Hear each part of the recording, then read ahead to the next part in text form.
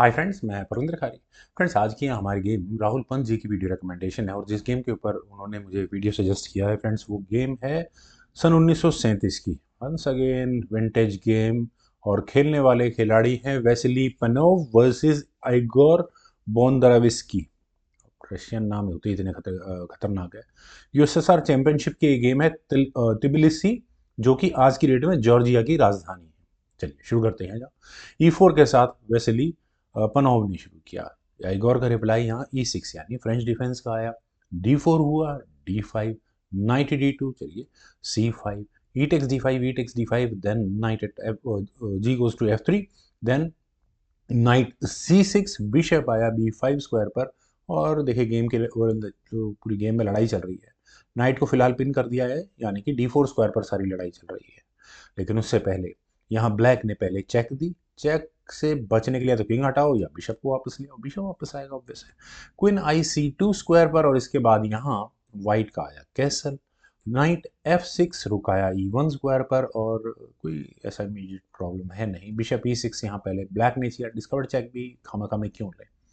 Well, यहाँ खेला गया D takes C5, bishop takes C5, bishop बाहर निकला एक एडवांटेज के साथ कह सकते हैं। नाइट B3, बिशप को टारगेट करने की कोशिश है। बिशप B6 नहीं होने देना है। Knight attack goes to D4, knight exchange asking है। और अगर नाइट एक्सचेंज हो, अच्छा ठीक है ठीक है ठीक है, नाइट के ऊपर नाइट भी है ना। वेल, कैसल अब यहाँ ब्लैक ने किया। ये बेसिक प्रिंसिपल है, पहले अपनी डेवलपमेंट पूरी करो, किंग को सेफ्टी में लेके जाओ, उसके बाद जो स्ट्रेटेजी लगानी है उसके बाद लगाओ।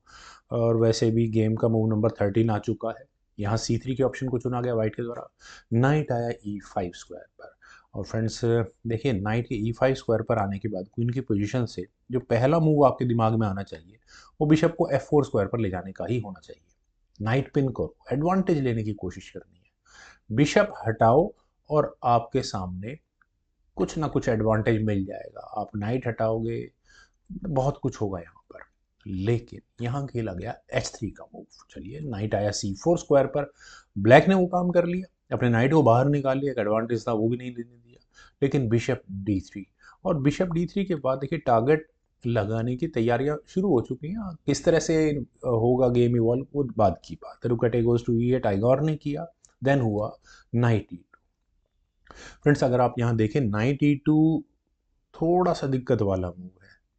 मैं ये नहीं कहूँगा एग्जैक्टली इस मूव की वजह से गेम स्पॉइल हुई, लेकिन फिर भी कुछ और खेला जा सकता था यहाँ पर। आइगोर ने यहाँ सीधा सीधा किया bishop sacrifice, bishop takes H3। Friends, ये मूव वाकई में बहुत गजब हो गया। अब क्या करें, देखिए सबसे पहले तो इसको एक्सेप्ट करते हैं। एक्सेप्ट करने के बाद होगा क्या, क्वीन तो डायरेक्टली अभी चेक देने तो नहीं आने वाली, तो फिर भी नुकसान क्या है। G टेक्स H3 में यहाँ फ्रेंड्स नुकसान ये है कि आप यहाँ अपना दूसरा बिशप भी सेक्रीफाइस कर सकते हैं। एक है वो एक्सेप्ट कर लिया, कैसल स्ट्रक्चर धराशायी हो चुका है। बिशप टेक्स F2 चेक किया जा सकता है। अगर यहाँ से गेम आगे बढ़े और इस बिशप सेक्रीफाइस को एक्सेप्ट किया जाए, तो क्वीन की एंट्री कहाँ होती है, इसमें कोई दो राय नहीं। और गेम चेकमेट तक कैसे पहुंचते हैं जस्ट एक्सप्लेन करके फिर दूसरे मूव पर चलते हैं। क्वीन H2 चेक होगा, कहाँ जाएगा ये किंग, जाने के लिए या तो ऊपर लेके जाओ इसे, ऊपर से मेरा मतलब है कि एक्सपोज करो ओपोनेंट के सामने। किंग F1 स्क्वायर पर ही जाएगा, देन रुक E3 हो सकता है। फ्रेंड्स, रुक के E3 स्क्वायर पर आप कहेंगे यार बिशप के सामने आ गया है। देखिए, अगर यहाँ बिशप टेक्स E3 किया गया तो knight takes E3 check, forking king queen का उसका तो कोई मतलब ही नहीं, क्योंकि ये चेकमेट हो गई है। क्वीन कहीं नहीं जाने देने वाली इस किंग को, और वैसे भी बस अब इसे चेकमेट ही कहेंगे। तो भी ज़रा मैं चलता हूँ यहाँ, कुछ और मूव भी चल दें, जैसे बिशप F5, कोई भी मूव चल दे, तो उसके बाद अगले मूव में रुक वैसे ही डायरेक्टली चेकमेट कर रहा है यहाँ पर। खैर, ज़रा थोड़ा पीछे चलते हैं यहाँ से। फ्रेंड्स, ये जो दूसरा बिशप सेक्रीफाइस का चांस होगा, तो वाइट अब सतर्क हो चुका होगा कि यार बैक टू बैक मिल गया मेरे को, बहुत है, दूसरा पॉइंट ले जाना है, ले जाने दो। और यहाँ रुक जाएगा, कोई बात नहीं, 2 पीस तो मुझे मिल ही जाएंगे कम से कम। अगर यहाँ से इस गेम को आगे बढ़ाएंगे, मतलब वाइट थोड़ा भी लॉजिकली सोचेगा तो चुपचाप किंग को हटा लेगा। लेकिन किंग को अगर यहाँ हटाया जाएगा, तो पहले यहाँ किया जा सकता है नाइट E3। और नाइट के E3 स्क्वायर पर आने के बाद यहाँ डायरेक्टली क्वीन पर अटैक हो। आप चाहो क्वीन का हटाओ या बिशप टेक C3 कर लो, लेकिन रुक की डायरेक्ट एंट्री होती है। और अगले मूव में क्या मैं इसे चेकमेट की थ्रेट ही मान के चलूं? लगता तो यही है। बिशप F5 जैसा मूव अगर चल भी लिया गया, तो रुक eight F goes to E8, बिल्कुल प्रेशर रहेगा यहाँ नाइट के ऊपर और ज़्यादा प्रॉब्लम्स आ जाएंगी। नाइट के ऊपर नाइट भी लगा लो तो उसके बाद कर देते हैं bishop take C1, queen take C1, और नाइट फिलहाल के लिए पिन हो चुका हो ना पूरा। अगर गेम हम आगे बढ़ाएंगे तो भी दिक्कत ही दिक्कत है। चलते हैं गेम पर, काफ़ी ज़्यादा वेरिएशन हो जाएंगे। यहाँ एक्चुअल गेम में जब ये बिशप सेक्रीफाइस आया था, जो लोग भूल गए हैं कहाँ से आया था ये बिशप सेक्रीफाइस, उनके लिए बता देता हूँ। यहाँ वाइट ने अपने बिशप को लिया F4 स्क्वायर पर, पहले यहाँ क्वीन पर अटैक बना। चला इसको तो मैं बाद में लेता रहूँगा, ज़्यादा बेहतर है कि मैं क्वीन के ले लूँ। लेकिन फ्रेंड्स ये मूव बहुत अच्छा नहीं है, ज़्यादा बेहतर था कि ये जो थोड़ा कॉर्नर में रखा हुआ नाइट है ना, इसको सेंट्रलाइज करने की कोशिश की जानी चाहिए थी। प्रॉब्लम इसी नाइट के साथ है, मैं पहले भी बता रहा था इस बात को। चलिए गेम पर चलते हैं। क्वीन पर अटैक है, ऑब्वियस मूव क्वीन को हटाने का ही है। चला भी यही गया था, क्वीन D7 स्क्वायर पर ही गई थी, लेकिन एक एडवांटेज था यहाँ आइगोर के पास। वो एडवांटेज जरा समझने की कोशिश कीजिएगा। यहाँ खेला जा सकता था रुक टेक्स E2, और फ्रेंड्स रुक टेक्स E2 होने के बाद ही जो नाइट का डिफेंस था बिशप पर वो रिमूव हो चुका है। लेकिन मान के चलते हैं कि बिशप टेक्स C7 या क्वीन सैक्रिफाइस को एक्सेप्ट किया जाएगा। लेकिन उसके बाद अब क्या किया जा सकता है, क्वीन गई, क्वीन वापस आएगी। देखिए कैसे वापस आएगी, बिशप टेक्स F2 चेक होगा। E1 स्क्वायर पर किसको एडवांटेज है बताने की जरूरत नहीं है, किंग को F1 स्क्वायर पर ही आना होगा। Then rook takes E1 check, queen वापस आ गई ना। Queen takes E1, bishop takes E1, और अब करते रहो metal exchange. Bishop takes C4, D takes C4, knight पर अटैक होगा। G takes H3, C takes B3, king takes B1। बिल्कुल अब देखिए आप यहाँ बिल्कुल प्रॉब्लम, रुक से चेक भी दे दो और फिर उसके बाद यहाँ इस पॉन को भी ले लो, तो 5 पॉन यहाँ ब्लैक के पास होंगे और 4 पॉन वाइट के पास, जो कि एक बहुत बुरी सिचुएशन होने वाली है जिस तरह की गेम प्लेसमेंट होगी यहाँ से।